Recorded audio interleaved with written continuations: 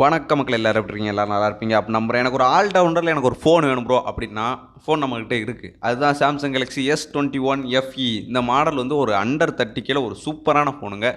இதை பற்றி விலாவரியாக என்னென்னு பார்த்துட்டு வந்துருவோமா?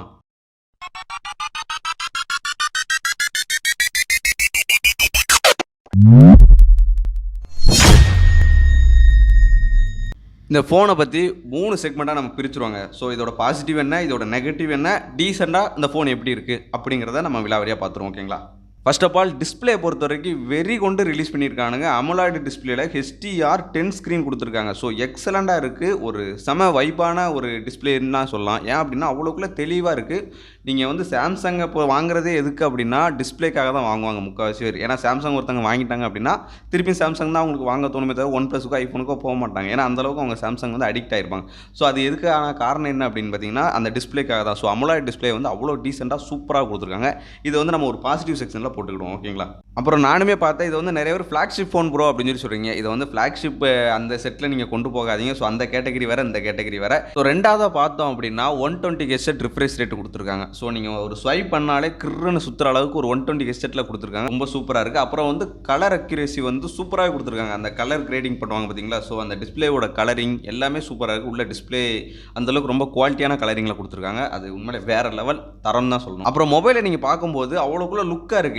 அந்த S21 மாடல் எப்படி இருக்கும் அதே மாதிரி லுக்கில் கொடுத்துருக்காங்க. ஸோ அது வந்து இன்னொரு அட்வான்டேஜ் அப்படின்னு சொல்லலாம் அந்த மொபைலுக்கு. ஸோ லுக்கை பொறுத்த வரைக்கும் தாறுமாறு தக்காளி சோறு. ஒரு மொபைல் பெஸ்ட்டுன்னு சொல்கிறது காரணமே அதோட ஓல்டு வெர்ஷனை விட நியூ வெர்ஷன் ரொம்ப சூப்பராகவே இருக்கும். அதே மாதிரி தான் கேலக்ஸி S20 FE விட கேலக்ஸி S21 FE வந்து நிறைய சேஞ்சஸ் பண்ணியிருக்காங்க. லைக் டிஸ்பிளே பண்ணியிருக்காங்க, ஹார்ட்வேரை வந்து இம்ப்ரூவ்மெண்ட் பண்ணியிருக்காங்க. அதுபோக பர்ஃபார்மன்ஸ் வந்து சூப்பராக இருக்குது. அந்த கேமரா சென்சாரை கூட அந்த மொபைலை விட அந்த மொபைல் கொஞ்சம் அப்டேட் பண்ணி சூப்பராகவே கொடுத்துருக்காங்க. அதுபோக டிசைனை நான் அப்போதே சொன்ன மாதிரி தான் S21 டிசைன் அப்படி கொடுத்துருக்கிறதால அதை வந்து இன்னுமே வந்து நமக்கு லைக் பண்ண தோணுது. ஸ்னாப்ட்ராகனை பொறுத்த வரைக்கும் 888 5G சிப்பு கொடுத்துருக்காங்க. ஸோ இது வந்து ஒரு ஃப்ளாக்ஷிப் கிரேடு கொடுக்க வேண்டிய ஸ்னாப்ட்ராகனா அப்படி இந்த லைக் ஸ்மார்ட் ஃபோன் இருக்குது பார்த்தீங்களா? ஸோ அந்த இதுக்கு அப்படி கொடுத்துருக்காங்க. ஸோ இந்த ஒரு நார்மல் ஸ்மார்ட் ஃபோனுக்கு டீசெண்டாக உள்ள ஃபோனுக்கு ஃப்ளாக்ஷிப் கிரேடு உள்ள ஸ்னாப்ட்ராகனை போட்டிருக்கிறதால இதை வந்து இன்னும் கொஞ்சம் அட்வான்டேஜாக வந்து நமக்கு ஏற்படுத்துது. அவுட்ஸ்டாண்டிங்கான கேமரா பர்ஃபார்மன்ஸ் பகலில் எடுத்தாலும் சரி, நைட்டில் எடுத்தாலும் சரி, நீங்கள் ஃபோட்டோ வீடியோ எது எடுத்தாலும் அல்டிமேட்டாக இருக்குது. ஸ்பீக்கரை பொறுத்த வரைக்கும் லவுடாக கொடுத்துருக்காங்க. ஸோ எவ்வளோக்குள்ளே எனாஃபாக கொடுக்க முடியுமோ அவ்வளோக்குள்ளே ஸ்டீரியோ ஸ்பீக்கரை கொடுத்துருக்குறது வந்து செம சவுண்டாக இருக்குது. நீங்கள் வந்து தனியாக இருக்கிறீங்க ஒரு ரூமில் அப்படின்னா நீங்கள் ஹெட்செட் போட்டு கேட்குறத விட நீங்கள் ஸ்பீக்கரில் யூஸ் பண்ணலாம். அந்தளவுக்கு லவுடாக தான் இருக்குது. ரொம்பலாம் கிராச்சு அந்த மாதிரி இல்லாமல் ரொம்ப நீட்டாக சூப்பராக கொடுத்துருக்காங்க. இந்த ஃபோனை எவ்வளோக்குள்ளே புகழ்ந்து தள்ள முடியுமோ அவ்வளோக்குள்ளே புகழ்ந்து தள்ளிட்டேன்னா இப்போ எவ்வளோக்குள்ளே திட்டுறன்னு மட்டும் பாருங்க. ஏன்னா அந்தளவுக்கு நம்மளை காண்டேற்றி வச்சுருக்கானுங்க.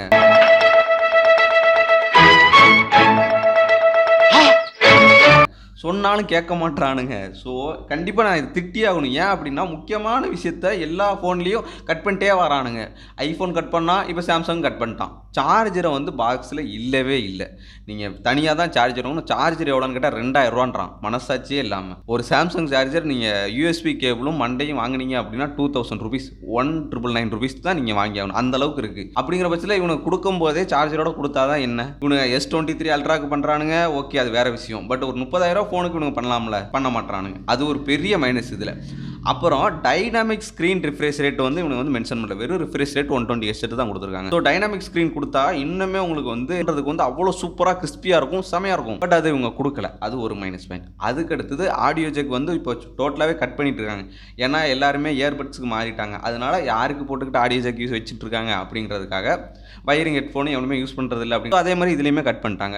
SD கார்டு சும்மாவே போட முடியாது, பாதி மொபைலுக்கு இருக்காது. ஸோ சேம் அதே தான். அப்புறம் ஆட்டோ ஃபோக்கஸ் செல்ஃபி கிடையவே கிடையாதுங்க. என்கிட்ட இருக்கிறது சாம்சங் F41. அதில் கூட பின்னாடி பிளர் பண்ணி எவ்வளோ அழகாக என் ஃபோட்டோ வந்து ஆட்டோ ஃபோக்கஸ் பண்ணுது பார்த்தீங்களா? ஸோ நான் கூட அது சாம்பிளுக்கு உங்களுக்கு காட்டுறேன் பாருங்கள்.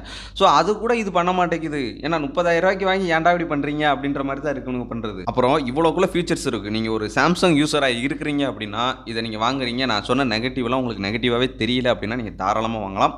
பட் இல்லாத பட்சத்துக்கு நீங்கள் வேறு மொபைல் நீங்கள் வந்து சஜஸ்ட் பண்ணிக்கலாம். ஸோ உங்களுக்கு எது மொபைலுமோ அதை நீங்கள் வாங்கிக்கலாம்.